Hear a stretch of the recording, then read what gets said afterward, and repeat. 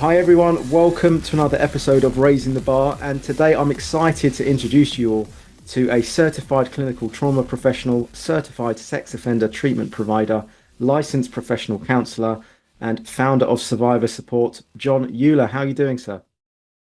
John, it's a pleasure to be with you. Thank you. We were just talking just before we, started this podcast, and we were already getting right into it.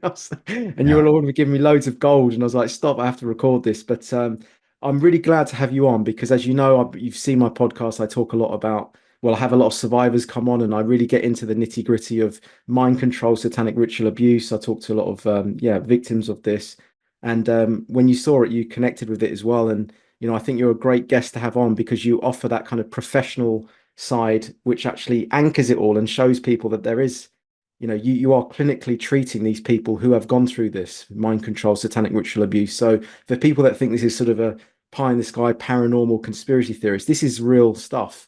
And you are testament to the work that's been done in that field. And, hopefully as we go along in the show, you'll be uncovering this for everyone and letting them know that this is something that does go on. It is very, strenuous for the victims, the survivors, and there is also hope for them as well, isn't there? Right. Yes, there is. And that's why I appreciate what you're doing. Mm. Thanks, man. Appreciate that. And I thought maybe we could just start off by talking about your experience getting into this field of work. Did it always start with this helping the survivors and with mind control and satanic ritual abuse? And I think you also help people that been survivors of human trafficking. Or did you end up moving into this for some reason? Could you elaborate maybe on your journey a little bit? When I started working with trauma survivors, just prior to probably a couple of months before encountering, I'll just call her Mary. That's not her actual name. I'm just going to Mm. call this one. Um, I don't use the term patient because I'm not an MD. A psychiatrist, by the way, is a medical doctor that has advanced um, training in brain chemistry and neurochemistry. Mm. So I call them clients. So Mary, it turns out, has over 250 parts, or what used to be called alters. Mm. But when I met her in the hospital setting, I didn't know that. And again, I was unaware of anything to do with SRA. I was unaware of multiplicity. And just a couple of months prior to meeting Mary, it was about the same time that I was beginning to work in the hospital. It was actually in supervision. So if you're pre-licensed, you have to sit under someone who is licensed. They are your supervisor. And the training group is usually limited to about 8 trainees, 8 therapists in training, and you'll discuss cases. And so you'll hear one another's cases and you can give input, and it's a great learning opportunity. Well, that was the first time in that setting where a couple of therapists back to back brought up in their cases clients that had multiple personality. And I'd never really heard of it. Although if somebody had asked me, had I ever heard of the movie Sybil, then I would have probably said, I've heard of it. I have never seen it. Now, Mm. since that time, I've seen it. By the way, people say that the story of Sybil has been debunked. In my estimation, it hasn't been debunked because in the healing process, inevitably, you will reach a point where the client and parts of them will retract everything. I don't know what has become of Sybil. I don't know what has become of that situation, but it's very sad because the false memory syndrome folks say that it has been debunked. I would be very surprised, I don't know and what I'm civil is. convinced Sorry. because I've seen the film, I don't know what and that is. so I'm just looking at it now, trying to find it now as you're talking. okay, so and that's something that maybe as the Yeah. our discussion continues, Mm. because there's a process to therapy, and it's very predictable. And at some point in time, I'll probably be writing about it. But there's Mm. various stages, and without exception, a therapist that is working with a client will need to anticipate a certain point, and Probably a couple of points, but the very first time, you will have certain parts that will end up shutting all parts down Mm. and will come into session. It happens, and will start. Basically, they want to end therapy. They want to stop the process because the process is actually being very effective. So too much is starting to be revealed. Too much is surfacing, and they go into emergency shutdown mode. And there are certain parts that will have a greater degree of control at certain times. And if you have a part that now has deemed it too risky to continue, that part will come in and they'll basically say, you know what? I have a confession. Everything I've told you, it's a lie. We never, here you've believed us. You've been a Mm. wonderful therapist, but we just can't continue going on like this, meaning they themselves. But it's also interesting by that time, Mm. they will be speaking in the plural and they won't know it. So as therapy progresses, they'll become more and more comfortable in speaking in the plural, but they won't know they're speaking in the plural. So you'll Mm. have somebody come in and say, we have to confess something. So the very fact that they're speaking in the plural shows you Mm. that it's real what they've been through. Uh, So but they'll begin to shut things down, saying they lied. They have to, they're very apologetic, and what they're trying to do is end therapy. And so the most they can do to Mm. make a plausible explanation and reason why they want to end therapy is they will say that they've always been a compulsive liar and they made it up and they can't continue on playing upon the good nature of the therapist because the therapist has come to believe them. I'm convinced that's what happened with Sybil. Sybil reached that point because how else is someone going to say that Sybil retracted? Well, of course what she retracted because every single one of my clients reach a point where they're going to retract 100%. what do you mean by retract? They're not wanting to go through with the Correct. So what they'll do is they'll say everything that they've disclosed up mm. to that point, all the drawings, Yeah. is the most effective means of assisting a client that has multiple parts is journaling and drawing. Mm. And so they will draw, especially younger ones that can't really or aren't inclined to or are a little too nervous to disclose. Mm. They will draw. And oftentimes you'll get drawings with stick figures. So it'll match the developmental age that the trauma took place of that particular part. Mm. Well, you will have the disclosure of, through these drawings, of satanic ritual abuse. And that's without exception. So when you see a little stick figure in the middle of a pentagram with little candles around it, with big people, with pictures of animals that have been cut open, and the drawing looks like a 5-year-old or a 4-year-old would draw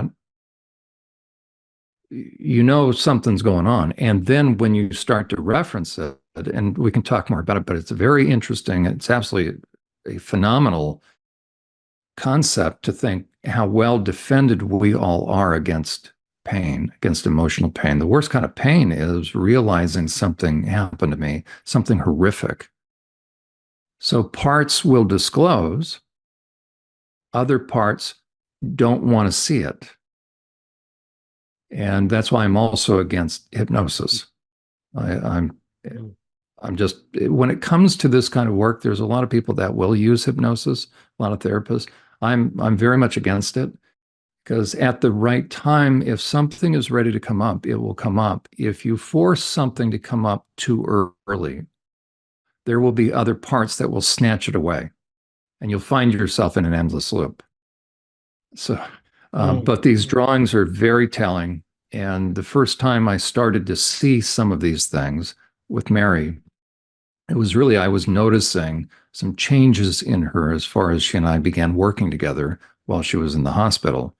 And I started to see a couple of things as far as my my conclusion that this was something different than I'd ever experienced before with a client.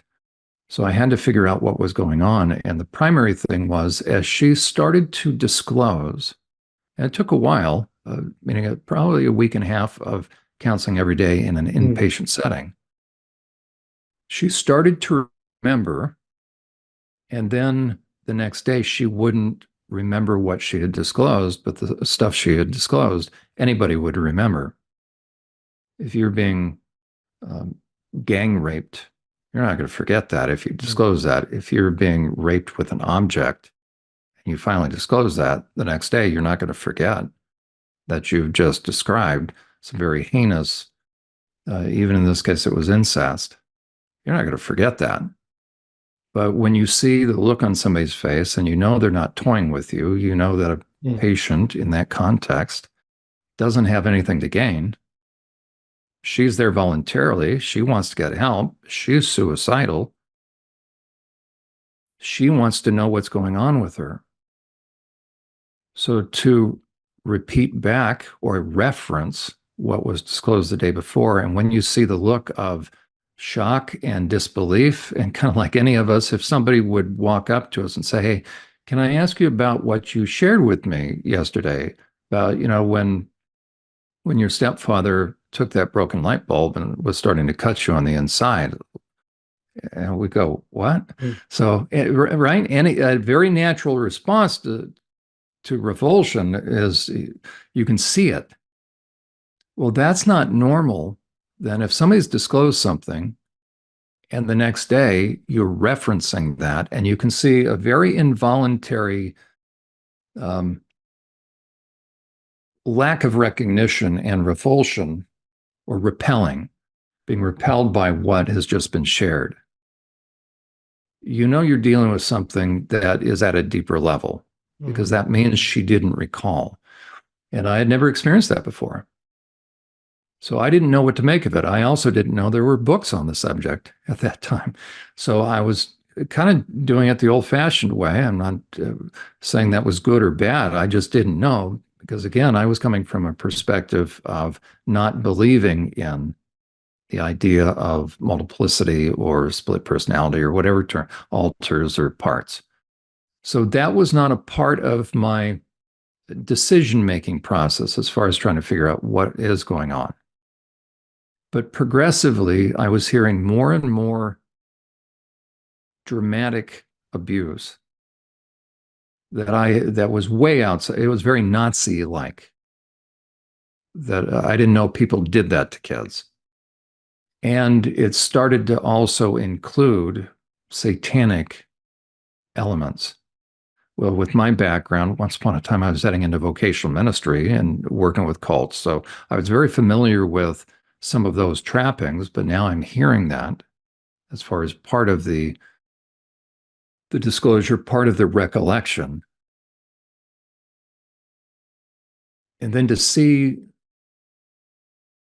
a lack of recognition, that's when I had to try to figure out what is going on. And then I remember the day. It was actually later in the afternoon when, because I couldn't come up with any reasonable explanation. And all of a sudden I realized that the memories that were being disclosed were being snatched away. And the only explanation for that, we either have severe mental illness, I mean, how do you describe that? Because that would be a form of amnesia. And all of a sudden it hit me that, okay, we may be dealing with different parts because of this degree of trauma. And right in the middle of a session, as I started to see, and this is another characteristic, when someone is starting to recall an actual memory, they will see it in real time and they'll start to experience it. That's what we call body memories. Mm. Um, as well as the body will produce marks, boils, water blisters prior to the disclosure Oh, of wow. what's coming up. So I've seen that spontaneously come up many times, actually. So in the midst of the session, As I started to see her go back into memory, it's one thing, and you've seen me do it plenty of times right now. I've noticed how many times as I'm thinking through things, I'm looking up, left, right, Mm, because that's kind of how concentration works. But what you don't see in somebody who has not been traumatized, as they are remembering something, they'll be able to maintain eye contact, or they'll look to one side or the other, but they'll be able to come back and they'll discuss it. The more someone is recapturing or recovering a memory, the more a memory is surfacing, they will be brought back there and they will see it play out. And you'll actually see, as the person is remembering, they'll actually turn their head and now they are remembering, but they're re experiencing it. And when the memory has played through, they will come back out of it's almost a trance. And they'll come back out of it, they'll blink because what's happened is there's an internal shifting. mm, Probably the part that has disclosed is not the part that now is coming back talking with you. And the part talking with you will not remember what has just come out of her mouth. So there's been a disclosure, there's been a mm, lack of conscious awareness that has been disclosed. So I became aware of that phenomenon enough because I started to observe it. She would come back, and it's like she was coming out of awakening out of a dream state. So when I started to see that enough, and then I noticed a change in voice inflection mm, where it started to become younger. And when that happened enough, after a number of days, especially because she couldn't recall the next day when I would reference something, what she had disclosed, I finally risked, and she was starting to go into a memory. And I simply just asked, "Who am I talking to?" It was very abrupt, not in terms of voice and in terms of volume on my part, but it would be very strange for a therapist to ask, "Who am I talking to?" Can you imagine? Right? You'd be insulted if you were a client. So it was a risk on my part because I thought I'm either going to insult her or I have to find out. mm, But sometimes the voice inflection can be used in such a way that if you, and it needs to be well timed, but sometimes you can interrupt somebody. And it can be disarming enough to where you then you're able to talk to that part because another part may be very well defended or defending. So if you just start to talk in a normal tone, another part may come in and block that. So I was able to, in a very soft tone, but abruptly enough, I just simply asked, "Who am I talking to?" And she stopped mid sentence, mid word, mid syllable, and there was silence.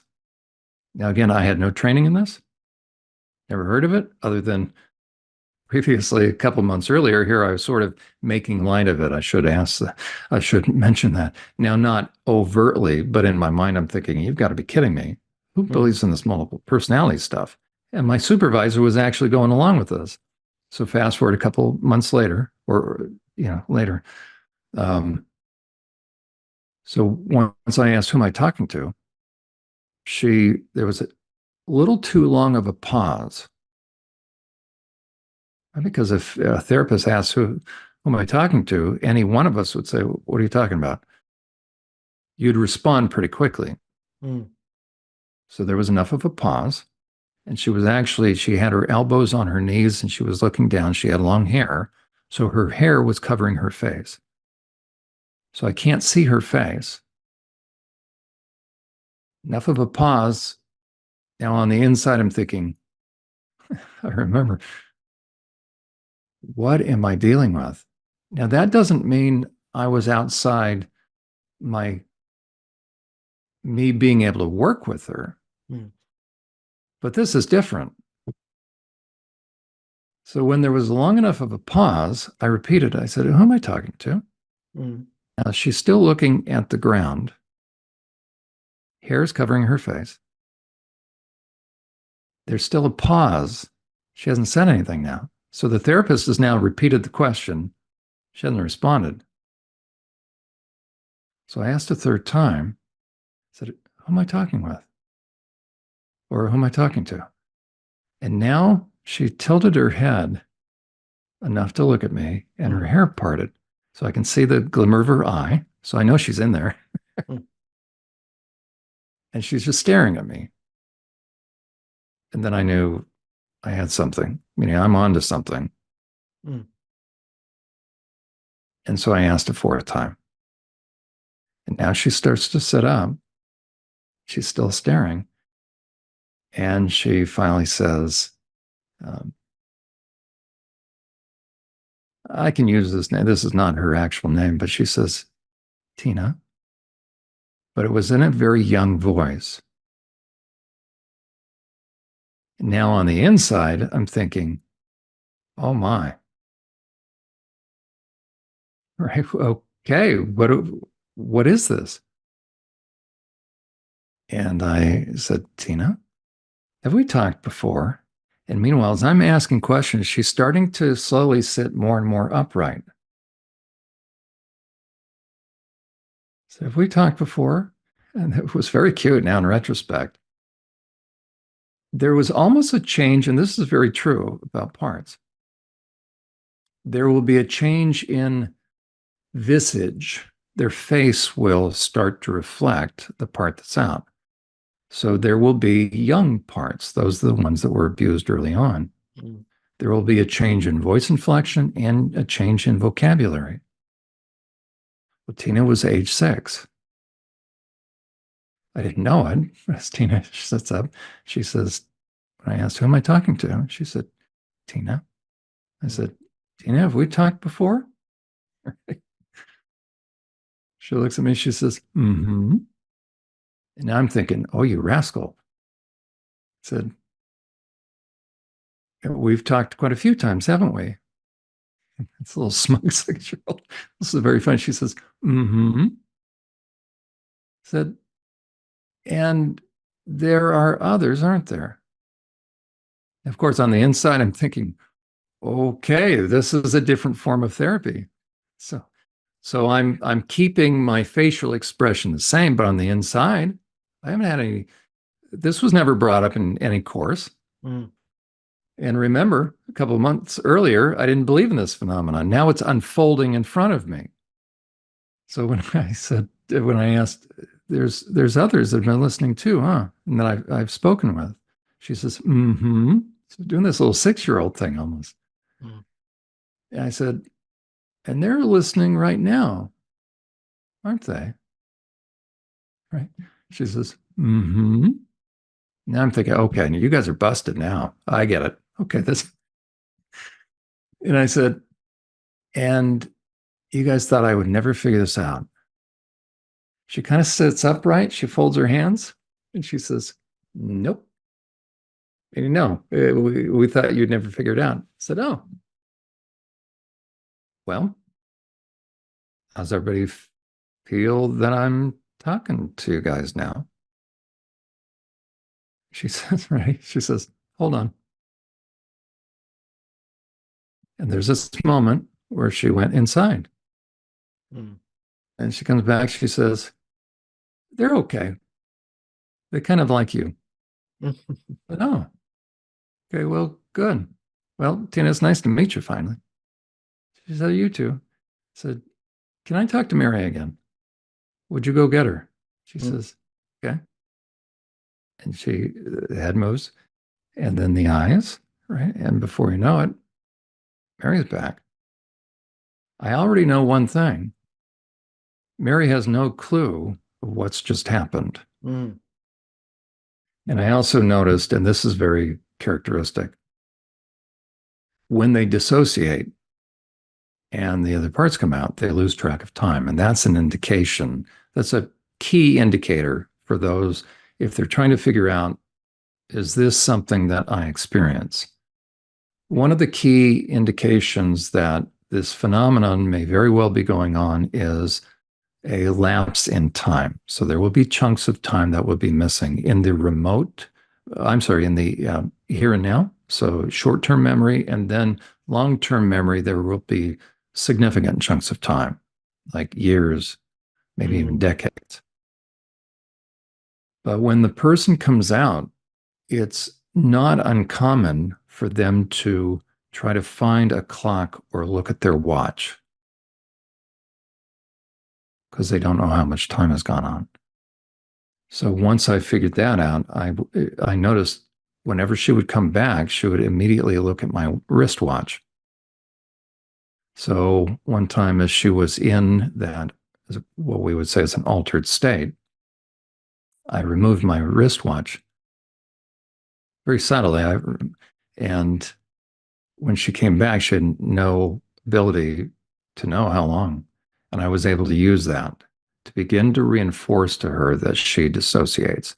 And that's really one of the first stages, by the way, to allow this to sink in, this reality, is to help someone realize that this is not their imagination. So, a big part of the first stage or first phase of treatment is helping someone begin to wrestle with that there may be an entire world within them. Mm. Doesn't make them crazy. And that they need to begin to come to terms with their inner world. So that really is the beginning stage. That can take, actually, that sometimes that can take years. Mm. So a therapist has to be very patient with this. I also recommend that a therapist, if a client is paying cash, they need to seriously consider a sliding fee scale because some insurances won't pay for this for very long. Um, and I also recommend that at least, and this should be the norm, at least twice a week, sometimes for 2 hours per session. So you're typically going to look at, in terms of pace of therapy, Mm. at the beginning, it almost should be 3 times. But minimum of, you can't work with somebody with multiplicity just 1 time a week, 1 hour a week, or maybe later on. Yeah. But it's intensive work. John, I've got so many questions. I didn't want to stop you in your tracks there. Fascinating stuff. And it's actually completely falls into alignment with everything that I've researched in the last couple of years, 2, 3 years myself, And I'm just a podcast host, but I've been really into this subject and I've talked to a detective about it, talked to many survivors about it. The best metaphor that someone came up with, it was like the mind was fractured and it's like a honeycomb. You get the different compartments within a honeycomb structure, and those are like the different altars. And as you're saying there, that you can go from, well, you go from one persona into another altar, and as you come back, you don't even know that you were in that altar at all. And people say, you can even create assassins or certain roles that you want people to enact by putting them in that altar. And I've had other shows where we talked a little bit about that.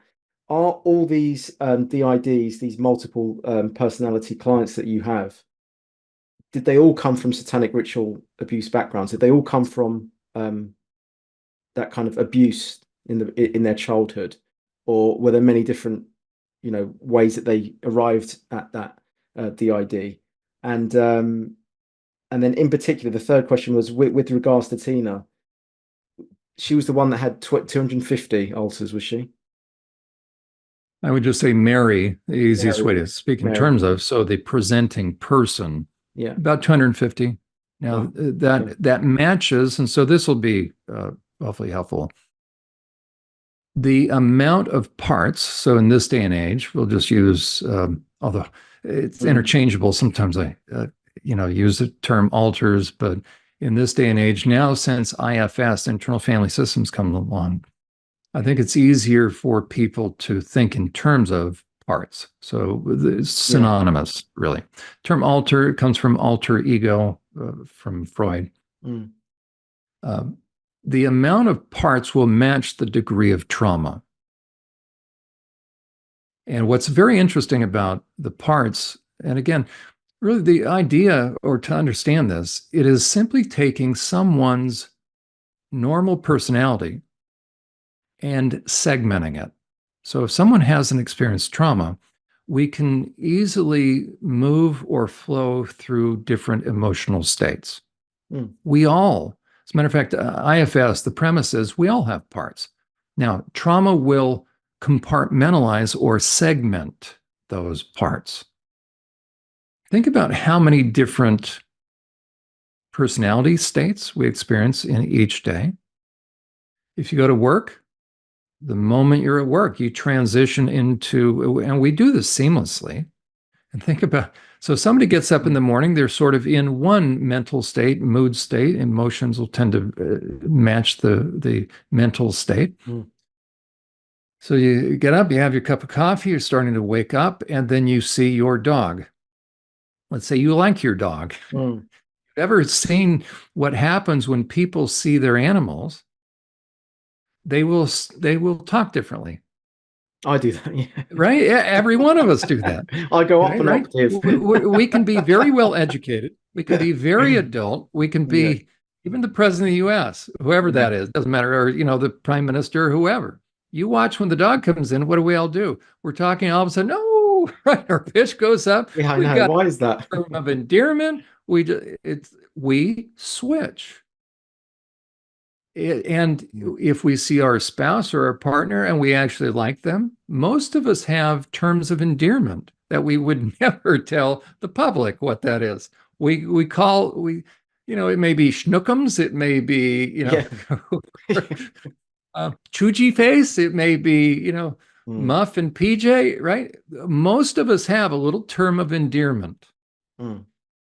The question is, why don't we call our spouse or partner that when we're out? We don't. We don't even have to think about it. Now, every now and then somebody may slip up, but usually somebody doesn't have to remind themselves, "Oh, I can't call my partner when I'm out." Schnookums. Right? We don't have to lecture ourselves. Now, don't do it, right? Don't. That'll embarrass Mm. her. And then if somebody does hear it, let's Mm. say they're at home and we happen to maybe drop our guard, we're mortified, especially if siblings hear it. It's like, what? Oh, Schnookums. You'll never Yeah, I live that see. down. So you're saying Well, these are altars that we take on these kind of altars anyway. That's your point, right? that's right. Yeah. So it's Yeah. very natural for us. What trauma does, oh, I'm sorry, but if we're not traumatized, we have an easy time moving Mm. from one flow state to the next. Although Yeah. I understand flow state is when things are just happening, kind of work related or concentration or creativity. But still, there's a very natural transition between one mood state to the next. Mm. Trauma will compartmentalize that. And so if you take the spectrum of emotions, let's say, and it's usually recognized by the rainbow, the spectrum of light, all the Mm. way from blue or violet all the way to red. Let's say we could take that same spectrum of light. This may sound funny, but go with this analogy. Mm. Most people are familiar with saltwater taffy. So, right. So that sticky thing that candy that'll pull your fillings out if you eat the darn stuff. But let's say we had a, a log of, because they will actually roll saltwater taffy up. So it's this thick log of saltwater taffy. Let's say we were to create or overlay the spectrum of rainbow of colors, the spectrum of light Mm. colors over this.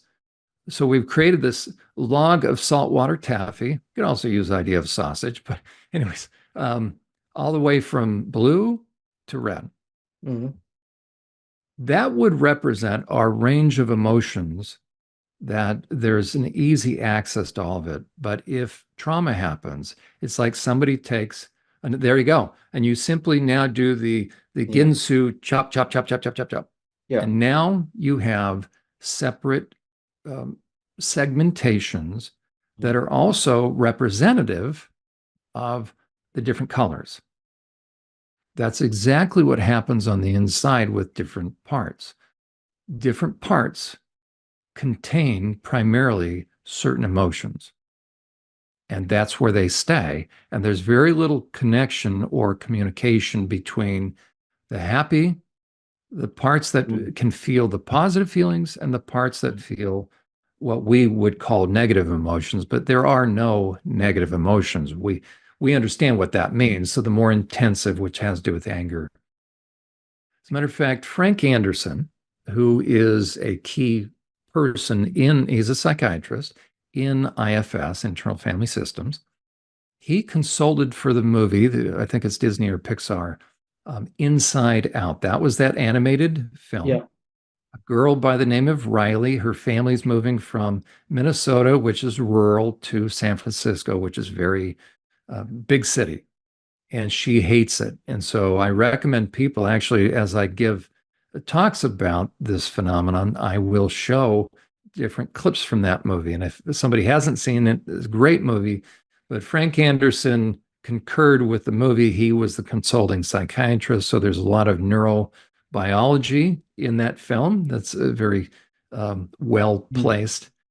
But it shows the five primary emotions, and it shows anger, and each are vying for control of the control panel.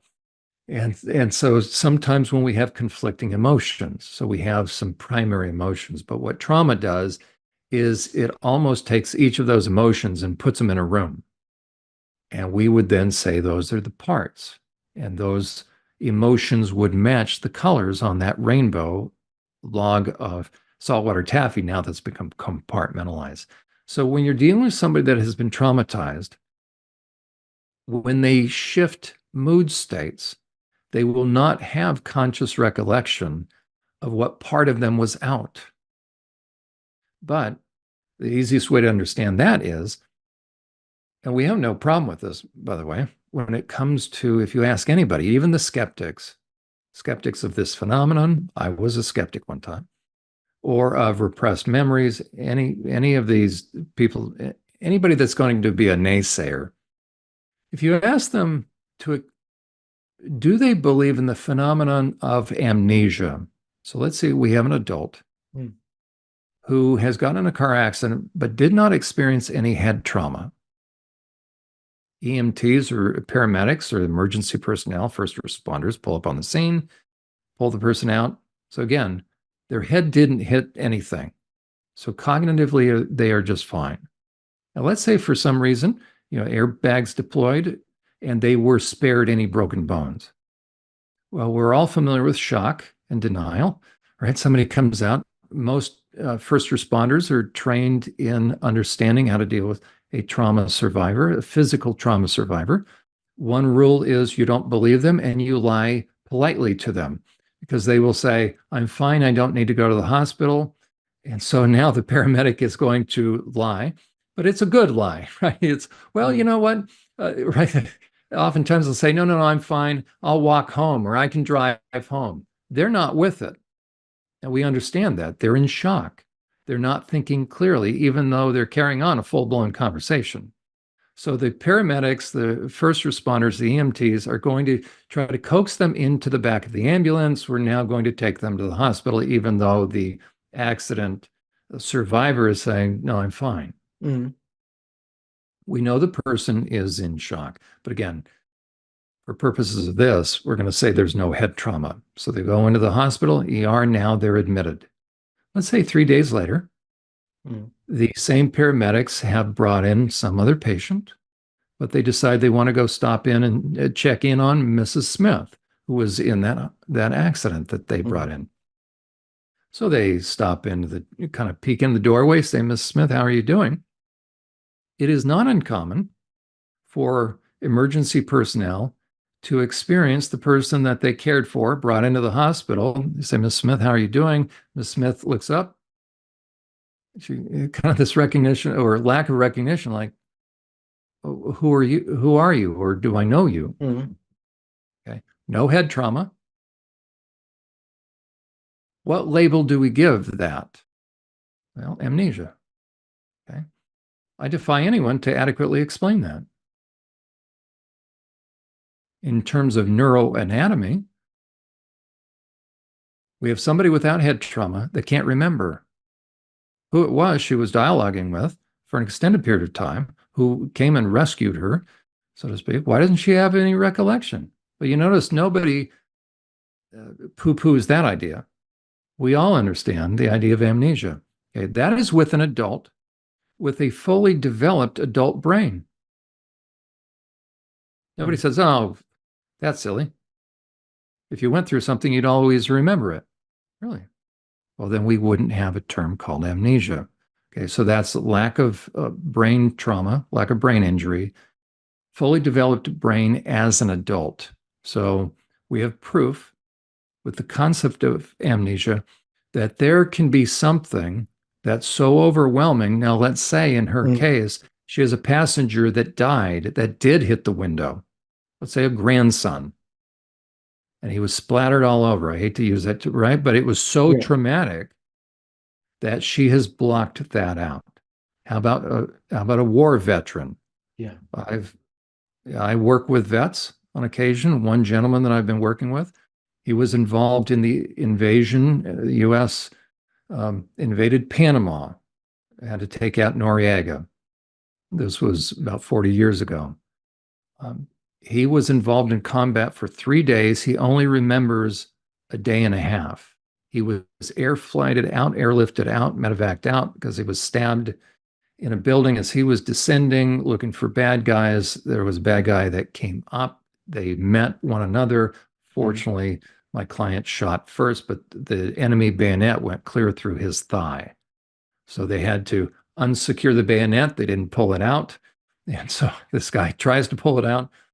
Uh, so the question is, why can he only remember a day and a half? And why does he continue to have the same nightmares? He has about 3 or 4 specific nightmares. He's had them for 40 years, night after night. And then also, why did he recently remember an actual event in his early teens where he experienced bodies falling from a hotel, seventh story? A woman was pushing her kids off because her cult husband, this was in Provo, Utah, I believe, had told her before he went to go kill himself, uh, we want to make sure we're all together in heaven. So you and the kids, you need to die together. And so when he was a young teen, he was walking down the sidewalk and all of a sudden this body fell probably 50 feet from him. Well, he backs up and then another body and another body. He was working with me to work through trauma from combat. And partway through, one night, he wakes up early in the morning. He's sort of debriefing with his wife. He thinks it was a nightmare, thinks it was just a dream. And it turns out it contained all the details. It was an exact memory. So there's a good real time, real life example of suppressed memory. So we understand about um, adults that end up with amnesia. It's just a term we coined. Okay, Mm. those are with adults. Well, does that only start around teenage, that capacity? Mm. Or is that capacity, that ability, but it sounds strange to say it's an ability because that presupposes concentration. But subconsciously, I mean, if you were to ask someone, describe amnesia, no one has a problem with amnesia, with the idea. They would say, well, subconsciously, something is too overwhelming. So it has taken the memory and it's put it somewhere. So now there's a gap. When does that ability start? And that's with an adult brain, meaning fully formed. Mm. So it is possible with a fully developed adult brain to lose gaps of time, to Mm. lose very important memories that are too overwhelming. Are you, for anyone that has a hard time with this, do you mean to tell me that a child doesn't have that ability and that child's brain is still developing? Think about the stages they go through. How much less if it can be too overwhelming for an adult to remember something? If something traumatic happens to a child when they don't have all their adult faculties, what do you think they do with that? And what they do with it is they sort of put it somewhere, but a part of them puts it somewhere. So dissociation, whether experienced as a child or an adult, it simply means I go away somewhere and then I come back. Now the question is, where do I go? Mm, So it's a very real phenomenon. And if it happens early on, we don't call it amnesia. What I would say it is the beginning of dissociation. So there are chunks of time that I don't remember. mm, It's very disconcerting for someone, but early on for a child, those memories are tied to those personality states. So as the trauma happens, and here's another analogy, but this is an explanation what happens. And there's a difference between a distinct event. So let's say a tsunami, let's say natural disaster. That may not necessarily, and that probably won't, as a matter of fact, it wouldn't create this phenomenon, what we're talking about as far as multiple parts. That may create amnesia. But what we're talking about is the result of willful and intentional trauma being brought into a child's life that is repeated. And the greatest kind of trauma, really two things. It has to be overwhelming. That's what we call trauma. mm, But it could be physical, but oftentimes, think about the person that's creating this, because it really will come from a consistent type of trauma, meaning trauma that is being willfully directed and inflicted upon the child, directed at the child and upon the child. Again, it's not a one time thing. mm, If it is repeated, and so that the term that has been given to that kind of experience is called ritualistic abuse. It's an actual bona fide category of abuse, which simply means this, that somebody has consistent and persistent access to a child to do something to a child that is so overwhelming. So let's say there's a perpetrator, and really that's what we would call someone if they're going to mm, create intentional trauma within a kid, especially if it happens in a very cyclical or predictable manner. So let's say there is a boyfriend of a mother, or there's an uncle, there's a babysitter, mm, and they are sexually perping on a kid. Let's say it's a stepfather. mm, Let's say the child comes home. The child used to be a latchkey kid, but now there's this adult in the home. Mother works second shift. So the child is vulnerable during a certain time period. Let's say 3 o'clock. Child comes home at 2 o'clock, 3 o'clock.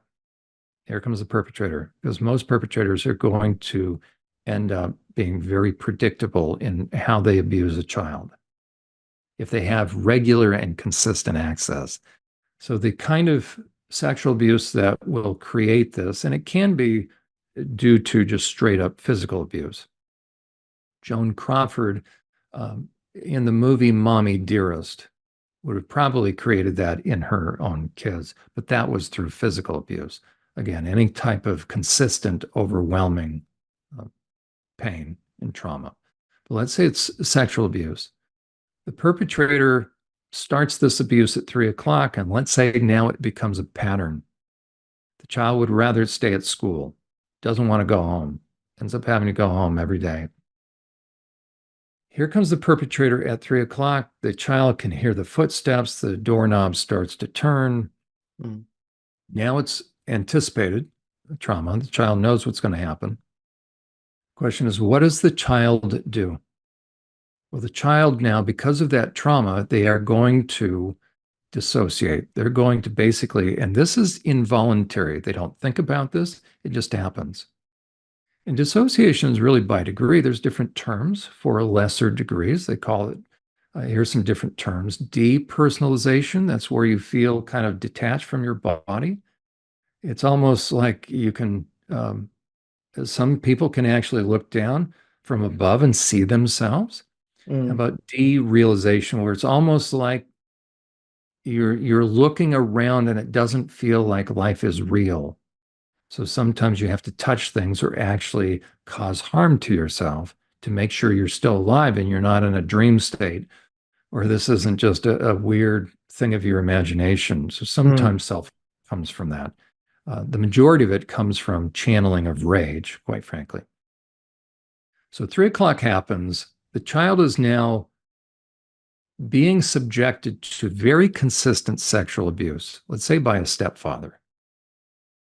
And now the stepfather waits for the mother to leave. So the stepfather was waiting for the wife to leave to go to work. She leaves, the perpetrator waits enough time, but now the pattern, let's say at 3 o'clock. Here comes the footsteps, the door starts to turn, doorknob, and what happens? The child essentially will do this on the inside without knowing it. This isn't happening to me. I'm out of here. Mm. Okay? So the child on the inside goes away. So now the perpetrator walks into the room, sees the child, child's eyes are blinking, child is responding either verbally or non-verbally. I mean, the child didn't pass out. The perpetrator walks in, sees Janie. He's going to perpetrate on Janie. Again, Janie didn't pass out. The question is this: where did the real Janie go? Well, the Janie is going to respond. She doesn't become catatonic, just staring. Mm. So that means a part of Janie is cognizant, is responding, but on the inside, Janie said, I'm out of here. A part of Janie took her place to take the abuse. So let's say the abuse happened from 3 to 3:30, and let's say it's pretty consistent. Doesn't always have to be, but for purposes of Yeah. this discussion. So let's say from 3 to 3:30, like clockwork, that's when the abuse happened. So Janie now goes away. She doesn't remember what's happening. Yeah. Another part of her is there to take the abuse. And this is important. Like heads and tails of the same coin, the flip side of hurt, because it's injurious, it's emotionally injurious, Mm. be raped. The flip side of hurt is anger. So the part of Janie that's out, and Janie doesn't know, really what's happened is Janie got pulled in. Janie, at first, it may seem like once Janie starts to become aware of this, like she goes away, but I'm now convinced she doesn't necessarily go away. She's pulled in. A part of her is protective. A part of her actually pulls her in and takes her place. That is very sacrificial, by the way. What And is that that's really part though? important. And what is that part? And is that an altar, that part that There we replaces? go. So now there's been a segment. That's the first segmentation. Mm. Now we have Janie and one alter or part. That's the very first time it happened. If that perpetrator was just a babysitter and was there for a week, conceivably you could have maybe just one or two parts. I think probably the minimum number of parts are about six. But rare is the time that a perpetrator is only going to have a kid for a week. These perpetrators are very bright. Mm. And by the time, let's say, a parent starts to suspect something, if they ever do, it's not going to be for a number of weeks, months. It's Mm. going to be a long, extended period of time. Let's say it's a babysitter.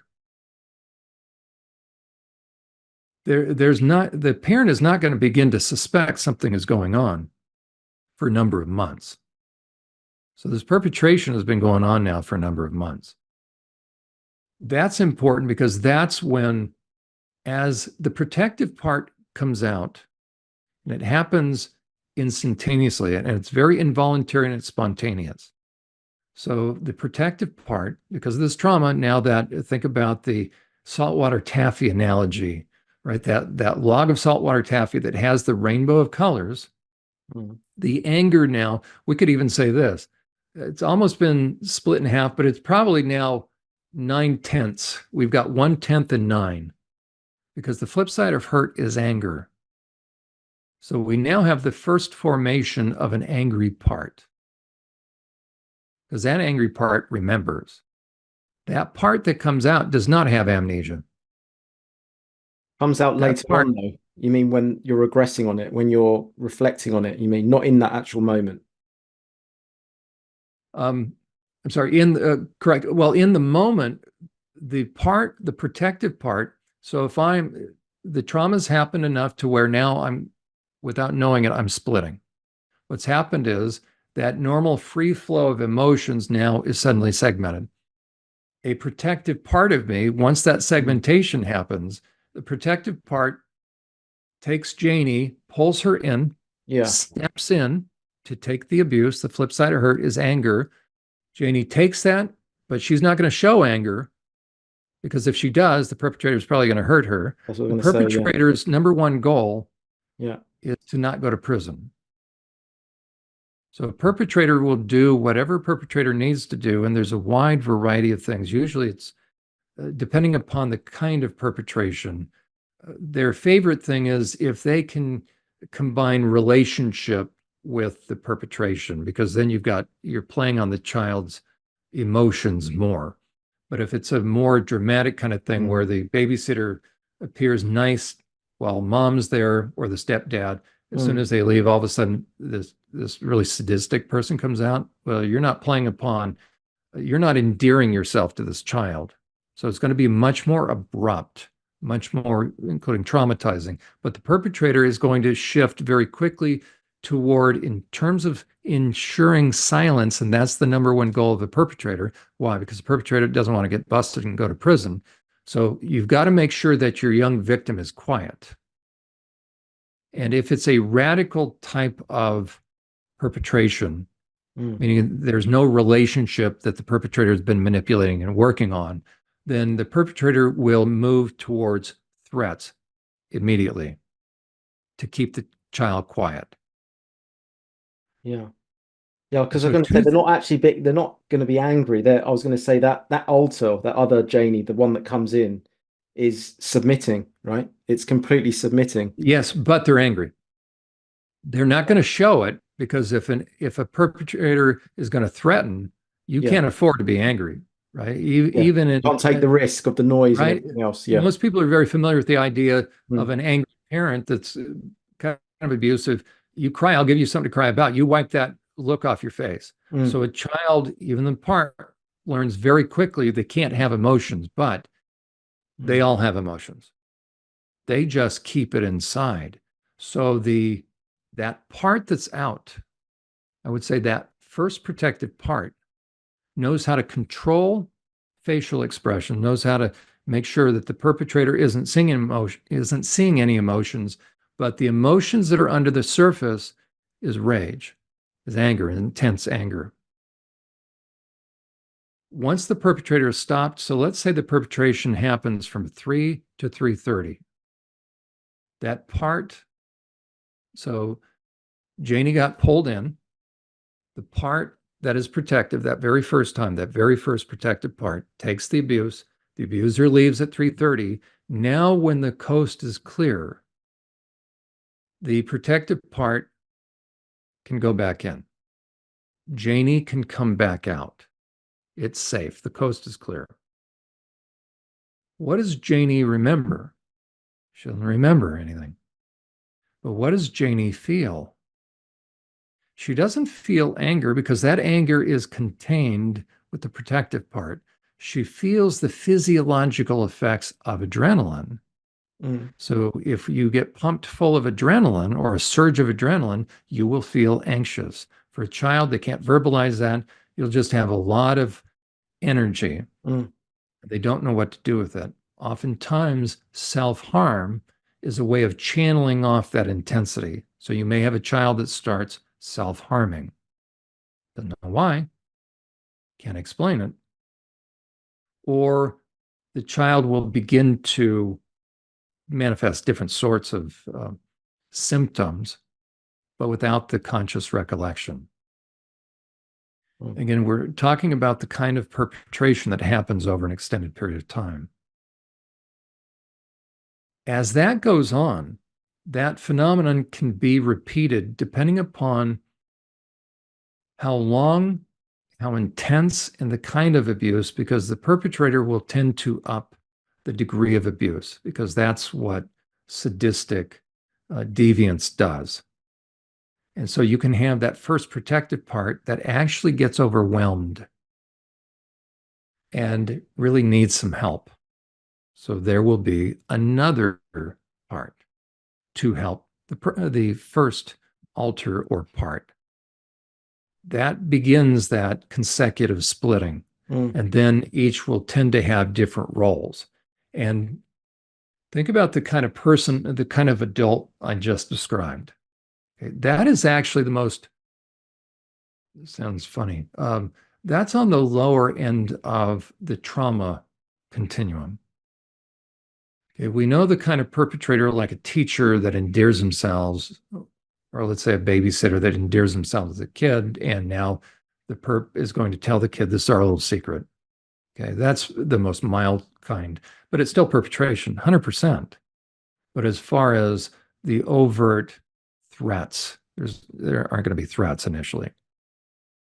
The kind of perpetrator I described from 3 to 3:30, let's say a stepdad launches into threats. Mm. That's typically the scenario that's going to cause the splitting. How would we describe someone who could find it possible to rape a 5-year-old and threaten them and do that in such a fashion that the mother never catches on? We're into the sadistic end of things. We're not talking a normal person at this point. Mm. He not only is deviant, but he's moved into sadistic. Is there just one category of sadism, or could it be sort of like a built-in in-ground swimming pool where you have the shallow end all the way to the deep end? Having not only worked with survivors, but also having spent 11 years on prison psychology staff, having worked with sex offenders now for 15 years, I started in the US. I was recruited by the Pennsylvania Department of Corrections to start the nation's first intensive treatment program for guys in long-term solitary confinement.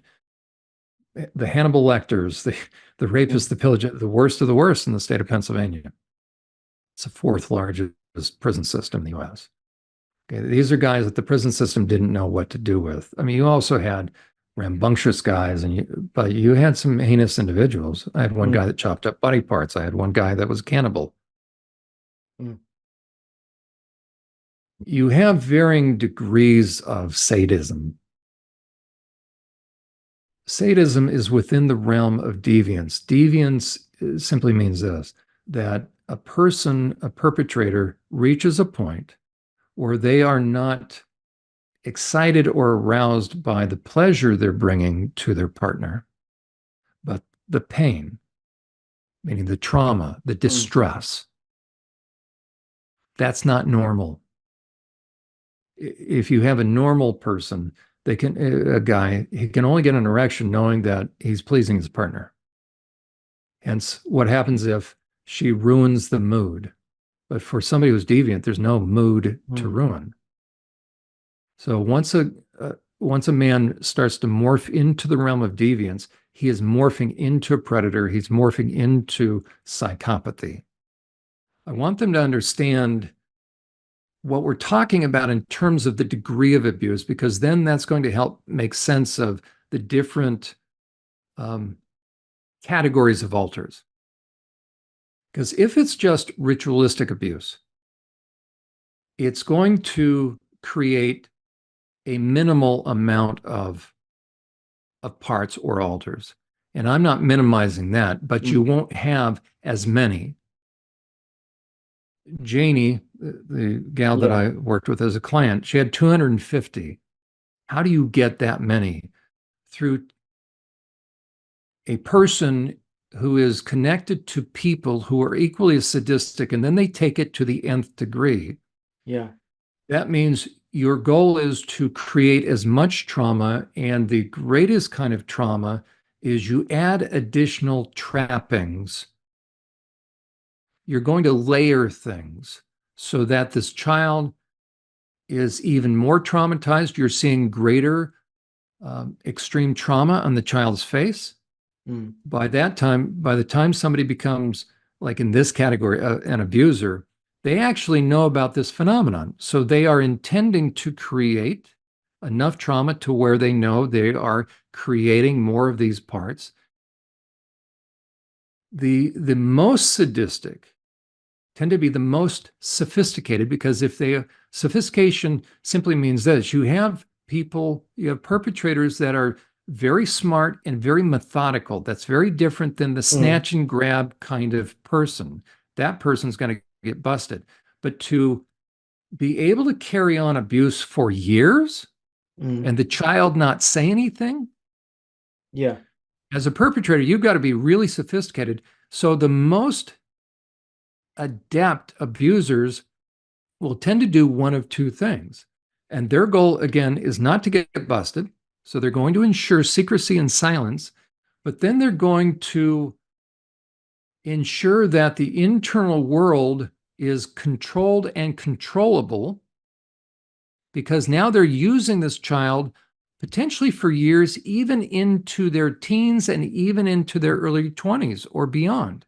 So they're That's a observant whole of different. their own behavior in that moment and how they're coming out of that persona, whatever you want to call it, moving into something else. Then they got a handle of that, they got control over that, and then There, no, potentially that alter, that persona, might be under threat, and so there's another alter comes in to protect that one, and then and so on and so on and so on, and it's like a hybrid off. It kind of fragments off, right? Like that's branches right. of a tree into sub branches, and That's right. And yeah, I have a diagram, but the yeah, reason I went down this tangent for a moment yeah, is to help if anybody still is skeptical mm, of SRA, Satanic Ritual Abuse and MK Ultra. I wanted to introduce the concept of sadistic deviance, because now it's on a scale of 1 to 10. The greatest way to traumatize someone is systematically. And you mm. can either use mechanical things, both everything from um, how you're going to rape them and on what surface you're going to rape them and what you're doing to them while you're raping them, including doing drugs. You're going to do strobe lights. And you're gang raping them. Mm. Um, a lot of it has to do with you're injecting different kinds of drugs. Now we're into MK Ultra. The other is those adults that have decided to move into satanic stuff. Some of them are actual, some of them just enjoy doing dress up so that they can traumatize the child. The ones that are the real deal want to be demon possessed, and once they are demon possessed, they rape the child, and the demon is talking to the child. So you can see those two degrees of trauma are going to create massive amounts of splitting. That's how you get up to 250 parts With the satanic stuff, basically, yeah, which with we the haven't really satanic and even, the MK Ultra. and the MK Ultra, yeah. And I know this is a bit of a jump for people because they might have, your average Joe blogs will acknowledge the deviance, the sexual deviance, the rape, that the sexual abuse. They know that goes on, but it's when it moves into mind control and satanic ritual abuse that's when they might say, "Hang on a minute, that's a little bit too much of a stretch for me, too much of a reach," Right? But But the question is, yeah, do we think that that mm, went away back in the Middle Ages? mm, All you have to do is look at yeah, uh, displays on TV, the Grammys. yeah, Was that Sam Smith guy all oh on yeah, stage? Got demonic stuff, people in cages. Okay, what kind of massive, mind thinks that way? Certainly, we would have to say it had at least demonic overtones, right? When mm, you see people on stage with pentagrams up there, flashing, satanic symbols, or yeah. do we think that nobody really is into that?